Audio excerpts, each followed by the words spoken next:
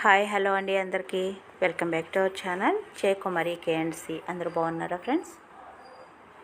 So మరి ఈరోజు recipe వచ్చేసి ఎంతో టేస్టీగా ఉండే మంచి snacks recipe bread milk toast with banana.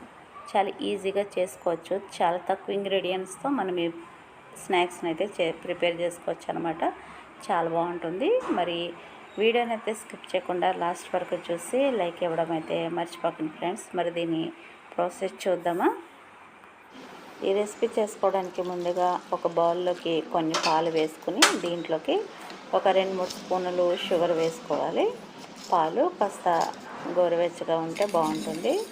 మరి చల్ల పాలైతే బాగోదు, వేడిగా ఉండాలి. ఇప్పుడు బనానాస్ని తీసుకోవాలి. బనానాని ఇలా స్లైసెస్ కింద కట్ చేసుకోవాలి. మనకి ఎన్ని స్లైసెస్ అవసరమైతే అన్ని కట్ చేసుకొని ఇక్కడ బ్రెడ్ మీద ఈ విధంగా పెట్టుకోవాలన్నమాట. ఇక్కడ నేను చిన్న బ్రెడ్ తీసుకున్నాను. మనం పెద్ద బ్రెడ్ తీసుకుంటే ఇంకా బాగుంటుంది. సో నాకు దీంట్లో ఈ బ్రెడ్ ఉన్నందుకు దీంతో అయితే చేస్తున్నాను అనమాట. ఇప్పుడు ఒక ఫోర్క్ కానీ స్పూన్ కానీ తీసుకొని బనానాని కొద్దిగా స్మాష్ చేసుకోవాలి. అప్పుడు బ్రెడ్ అంతా కూడా బనానా మంచిగా ఈవెన్గా స్ప్రెడ్ అవుతుంది అనమాట. ఇలా చేసుకున్న తర్వాత దీనిపైన ఇంకొక బ్రెడ్ పీస్ పెట్టేసుకోవాలి. చూడండి, ఇలా మనకి ఎన్ని కావాలో అన్నీ ప్రిపేర్ చేసి పెట్టుకోవాలి ఈ విధంగా. ఇప్పుడు స్టవ్ పైన ప్యాన్ పెట్టుకోవాలి. మనం చిన్న మూకిడి లాంటిది ఏదైనా పెట్టుకోవచ్చు. లేదంటే ఇలా ఒక ప్యాన్ పెట్టేసుకొని కొద్దిగా నెయ్యి కానీ బటర్ కానీ వేసుకొని ఒక బ్రెడ్ పీస్ని ఇలా పెట్టేసుకొని దీనిపైన కొద్దిగా స్పూన్తో మిల్క్ యాడ్ చేసుకుంటూ ఉండాలి. బ్రెడ్ మిల్క్ యాడ్ చేసినప్పుడు చాలా స్మూత్గా అయిపోతుంది. మనం టర్న్ తిప్పుకునేటప్పుడు జాగ్రత్తగా తిప్పుకోవాలి. ఈ పెనం కొంత పెద్దగానే ఉంది కాబట్టి నేను ఇంకా వేరే కూడా ప్రిపేర్ చేసేస్తున్నాను ఒకటేసారి.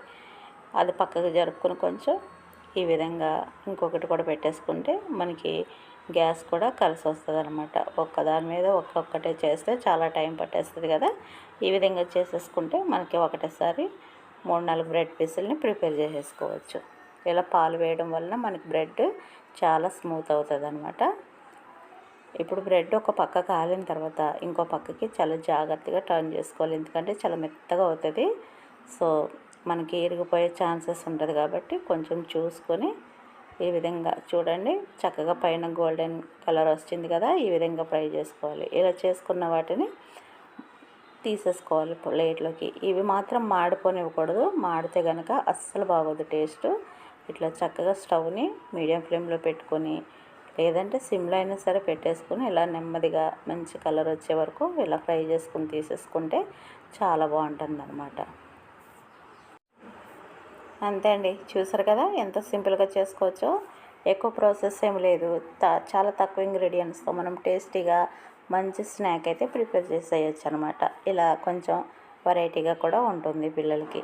ఇది ఎంత జ్యూసీగా ఉంటుందంటే, ఎందుకంటే మనం మిల్క్ యాడ్ చేస్తాం కాబట్టి బ్రెడ్ అంతా కూడా మంచిగా స్మూత్ అయ్యి ఆ లోపల బనానా కూడా మంచిగా కొంచెం కుక్ అయ్యి మనం పాలలో కొద్దిగా లైట్గా షుగర్ వేసాం కదా, కొంచెం ఆ స్వీట్నెస్ తెలుస్తూ మరి ఓవర్ స్వీట్ ఉండదు. కానీ మనకి చూడగానే ఇది ఒక కొత్త ఫీలింగ్ వస్తుంది అనమాట. టేస్ట్ అంత బాగుంటుంది. చూడండి ఎంత జ్యూసీగా అయిపోయిందో బ్రెడ్ అంతా కూడా.